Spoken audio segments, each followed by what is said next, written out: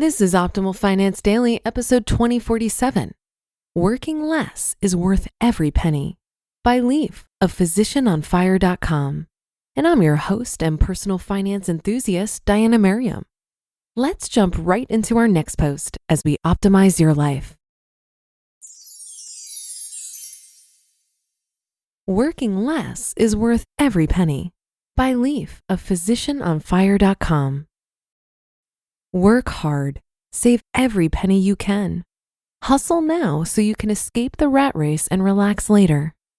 That formula is proven to work for folks looking to retire sooner than the typical 65. It works to the point where FIRE community members find themselves free of the need to work in their 30s and 40s. But what about working a little less and maybe retiring not at 65, but in your 50s? Would that be worth it? Would that juice be worth the squeeze? In this feature, which first appeared on Carpe Diem MD, the answer put forth is a strong yes. Now, I know that might sound crazy. After all, isn't this one of the hundreds or thousands of physician financial freedom blogs? Shouldn't I be writing about working as much as possible now, having a savings rate of 80%, and retiring in 3 years? Yes, and no. Let's break the mold. Lauren and I believe in our motto, enjoy your journey to financial freedom. And that is why we blog as Carpe Diem MD. We don't have a goal of being retired before 50. Our actual number is 55. Lauren's number is 58 because she wants to max out her pension. But honestly, we think that age 50 to 60 is still young, and we plan on working past that time. How early is early retirement? We're definitely an anomaly in the FI world that considers 55 and 58 ancient and totally geriatric. We're good with that number. If we won the lottery tomorrow, we would still practice medicine because the sense of purpose we receive from helping others cannot be matched by money or from another occupation. That does not mean we don't consider other occupations rewarding, but being a physician is the calling we answered. Why is working less in our calling worth every penny? Because money later in life cannot buy back the time you spend today. If you've been reading this blog, you know I fell off a ladder years ago, resulting in massive trauma and near ruin, both personally and financially.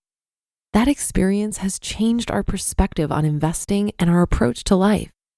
We're not a YOLO family or a true financial independence now family. We're somewhere in the middle. The silver lining during my long recovery was that I spent a great deal of time at home via 9 months of extensive rehab and a nearly 2-year complete recovery period. The time home with my daughters and Lauren was truly a special time, even though it was caused by a tragedy. As I gradually returned to work, I kept Tuesdays off because Lauren had Tuesdays off. We protected that time off together and spent years going to the gym on Tuesday mornings, followed by lunch dates, Tuesday movies, when those existed pre-COVID, and Disneyland dates with the girls. Disneyland is way better on the weekdays. Although the trauma we experienced as a family was awful, it resulted in this golden period of family time and protected one-on-one time for Lauren and me. Work creep and changing needs. But as is common in life, things gradually changed. Our schedules changed, and as I regained strength, I gradually began to work more. We protected our Tuesdays off together for years, but one day I made the trade to work Tuesdays to have all weekends off. But I also went back to my old work ways. I would work a wound care clinic from 7 to 10:30, followed by an 11 a.m. to an 11 p.m. ER shift, and then a quick turnaround wound care shift the next morning at 7:30. However, that was a pretty good deal because it allowed us as a family to have weekends off together. I'm not complaining. I'm just highlighting how work creep gradually occurred. Does this sound familiar? I was willing to make this move for increased family time, but I honestly miss the Tuesday lunch dates and our time together during the golden years. This new schedule worked for a few years until Lauren convinced me to practice full-time wound care and hyperbaric medicine. She knew that I enjoyed my practice, but that I was reluctant to leave emergency medicine. Trust me, she listened to me mull this decision for years. Realigning goals. Lauren knew and patiently guided me to the eventual decision to change my medical practice. She was right, and I have zero regrets. Lauren has also been suggesting for years that I should take Fridays off so we can share a day off together as we had in the past.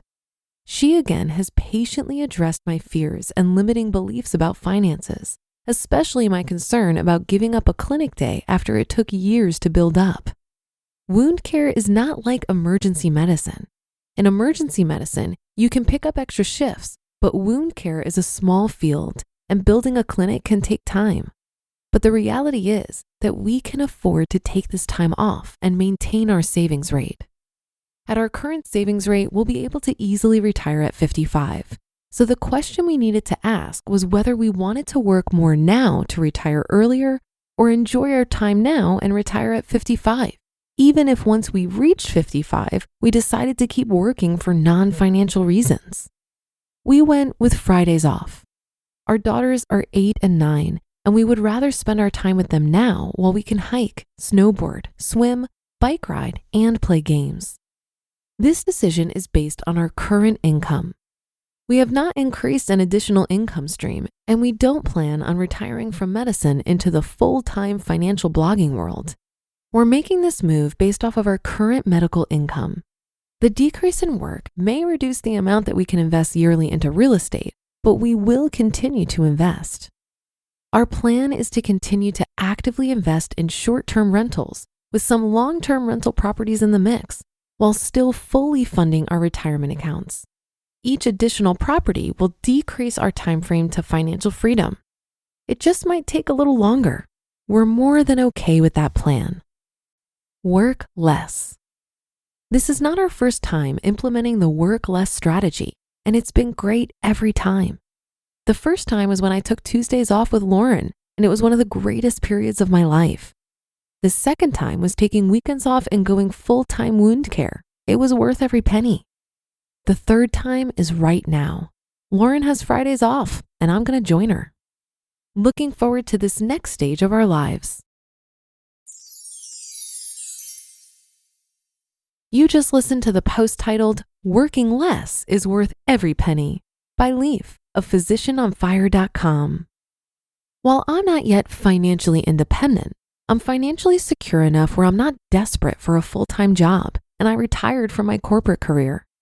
And because my expenses are so low, they're easily met, and I'm able to enjoy an incredible abundance of time for creative and entrepreneurial pursuits. But I made a really hard decision about a year ago. I turned down a job offer with a salary of $150,000. It sounds completely insane to say that out loud. It was a really good job with great benefits, a company I believe in that's doing good in the world, and I'm highly qualified for it. But the demand on my time would be costly. It may have affected my ability to host this podcast, which is something that I love, or stretch me too thin on other projects like the Economy Conference, which is an event I produce.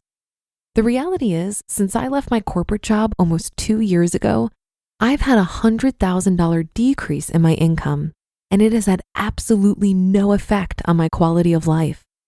That's freedom to me. That tells me that I'm doing something right and prioritizing the precious resource of time over the opportunity to make more money that, frankly, I don't really need that bad. This article reminded me that not being tied down with a full-time job will allow me the time and energy to explore income streams that are perhaps less demanding and more fulfilling.